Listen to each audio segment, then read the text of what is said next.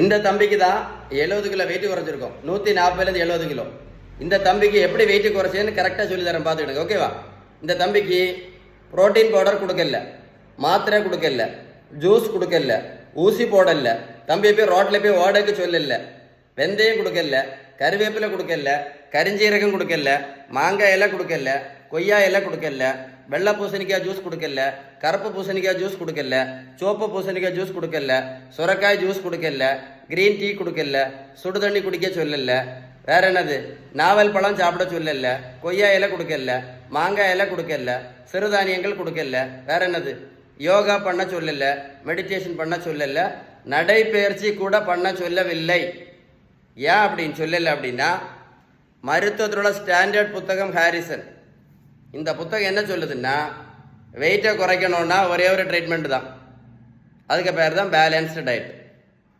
Balance diet கரெக்டாக follow பண்ணுனா weight கண்டிப்பாக குறையும் அப்படின்னு அந்த புத்தகம் தெளிவாக சொல்லுது.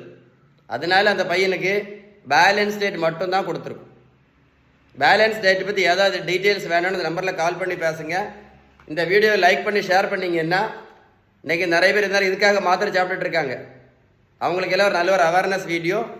ஏதாவது சந்தேகம் இருந்தால் கமெண்ட்ஸில் GOOD குட்னு டைப் பண்ணுங்கள். கண்டிப்பாக உங்களுக்கு ரிப்ளை பண்ணுவேன். வீடியோ மறக்காமல் ஷேர் பண்ணிங்கன்னா மாத்திரை போடக்கூடிய நிறைய பேருக்கு யூஸ்ஃபுல்லாக இருக்கும். Stay tune.